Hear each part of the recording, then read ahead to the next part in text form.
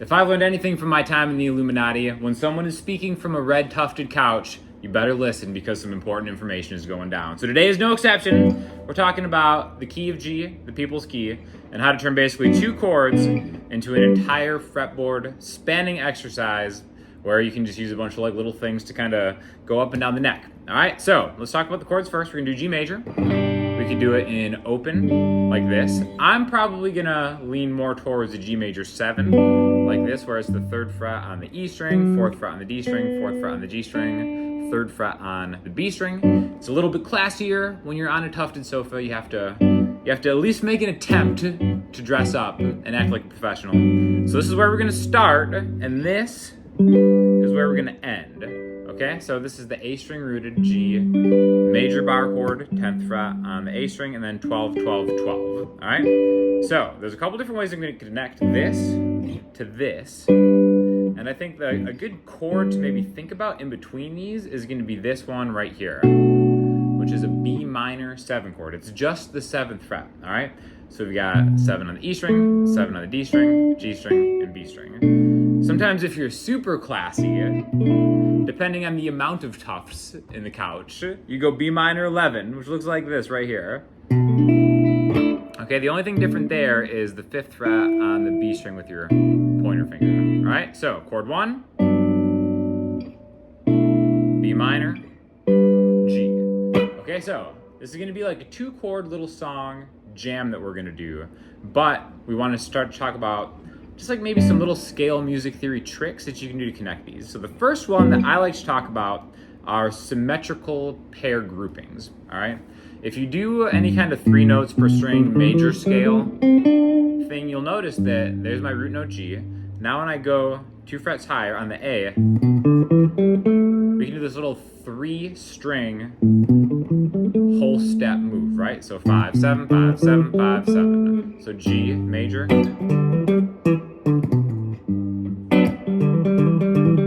And anything that you can do on those 3 strings is fair game. I think the best sounding thing to do if you're just doing like a solo arrangement are some double stop ideas. So basically that's just playing 2 of those same notes at the same time. You can even use 1 finger.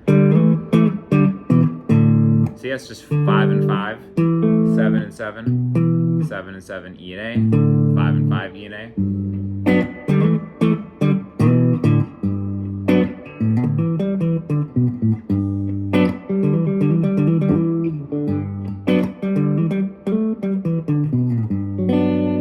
Okay, but you'll notice that that's all just 1 chord. What could be cool is if I take this chord and then move it to that next chord that we're gonna do, which is the B minor 7, all right? Now the cool thing about minor chords in any key, regardless of where they are, whether it's the 2, 3, or 6 chord, you can always use that minor pentatonic shape. So if you look for the symmetry that we talked about just in this position right here, we end up getting 7, 10, 7, 9, 7, 9, 7, 9, 7, 10, 7, 10. So we have another group of 3 strings that are the same frets. So we've got 7, 9, 7, 9, 7, 9, okay? Now let's kind of double that up where we have the first 3-string grouping of whole step notes. 5, 7, 5, 7, 5, 7, 7, 9, 7, 9, 7, 9. And then guess what? That's gonna lead us right into that second higher G major chord voicing. So let's leave the B minor out of it for now. Start here. And then just familiarize ourselves with this. Okay, we have 2 very different ideas, but eventually we're gonna turn it into music. So practice just this. G major 7 chord voicing 1, position 1, position 2, G major chord voicing number 2. So while you're doing this, I'm gonna tell you about the sponsor of today's video, Distrokid. We're trying to make all of these chords more musical in the hopes of you actually writing a song and putting it up online. There is no better company than Distrokid for doing that because it is so reasonably priced to get all your stuff online. It'll put it up on Spotify, Apple Music, Amazon. It'll put it up on those weird services that you don't even know, but you have like that one friend who's into like Deezer. It'll put it up there, and it's super cheap. And again, once you get your music out there, you just want to share it. You know what I'm saying? So take some of these tips and tricks and then make some music, because that's kind of why we all play music anyways, right?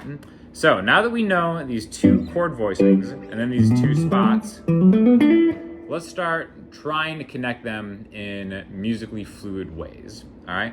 So we start with G major there. I'm gonna go to this double stop, or maybe a hammer on. Let's do a hammer on 5A to 7A to 5D. And then what I wanna do from here is I wanna go ring finger, okay? So, and then why I wanna have my ring finger end up here is because I can build that minor 7 or minor 11 chord voicing around it, okay? So this is a really important concept, being like, all right, well, which finger do I use to target what note? And then when we have a chord progression in mind already, then we can think about what finger is gonna arrive where. So first chord, and see how easy that is?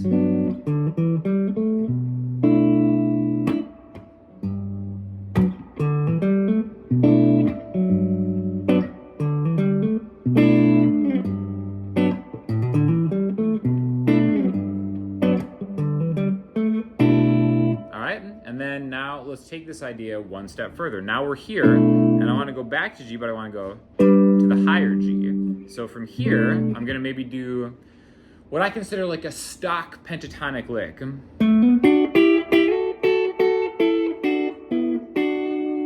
right, that's something that I play in, like, you know, all sorts of keys. So what I'm going to do is go back into that 7 to 9 range, which we practiced here. And how I'm going to play this is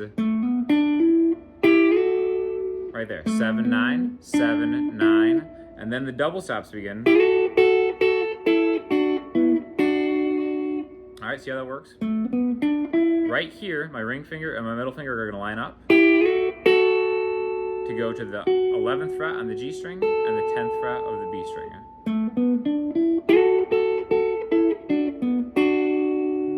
So G.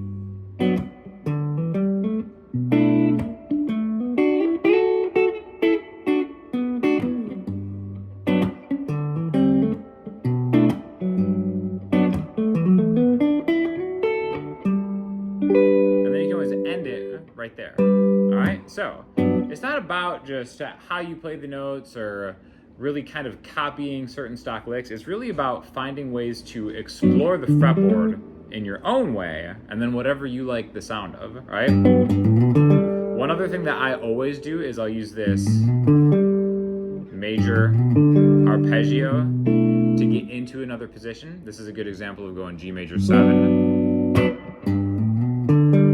Like that, so 3, 5, 7, all on the E string, 5A, 5D, and then if you end with your pointer finger like this, your middle finger can wrap around and hit that B.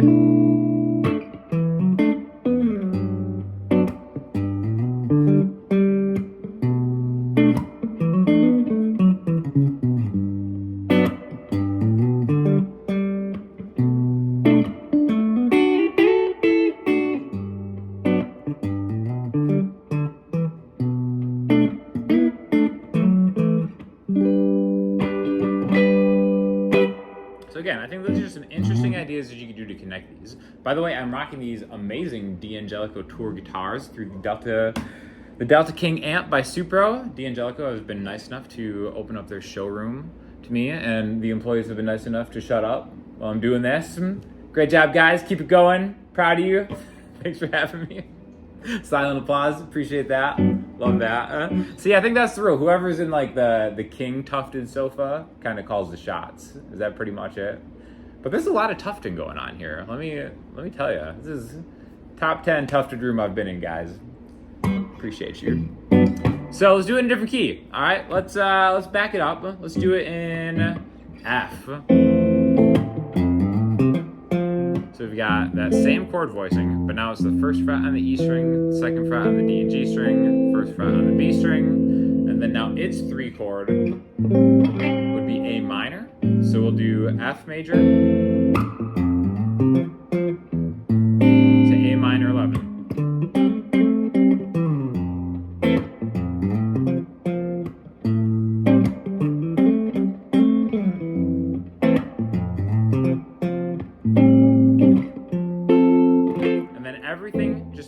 together. So then when we do this,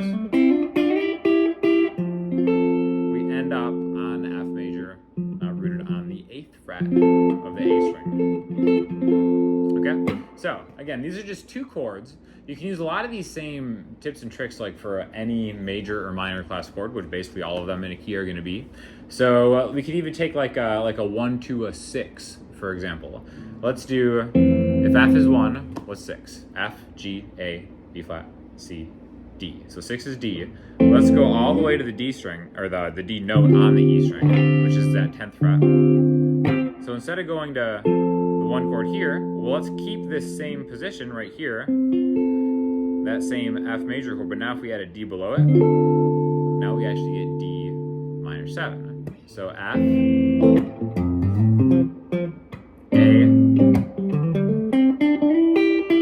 we can go D, F,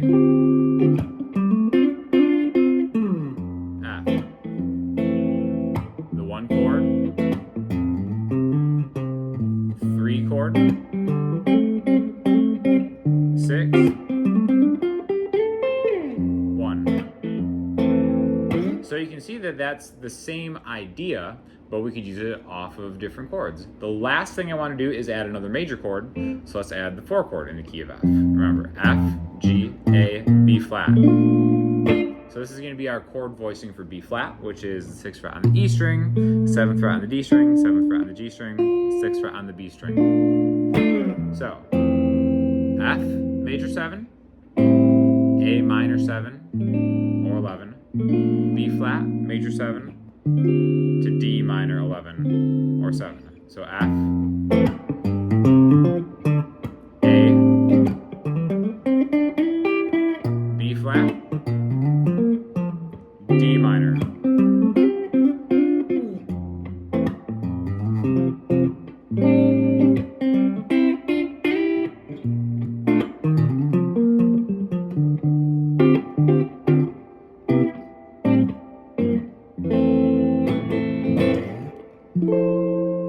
So again, it's just really 2 chord voicings, but outlining those chords and then thinking of those common spots where they're just symmetrical 2 frets in between, I think is one of the best ways to just take very simple chord progression and then just move it all around the net, all around the fretboard. So thank you again to both D'Angelico and Distrokid for sponsoring the video. You do get a discount if you use my Distrokid affiliate link. So definitely, helps me out a lot if you guys do that. So thanks for watching. If you have any questions, hit me in the comment section, Instagram, the website. I'll talk to you all soon.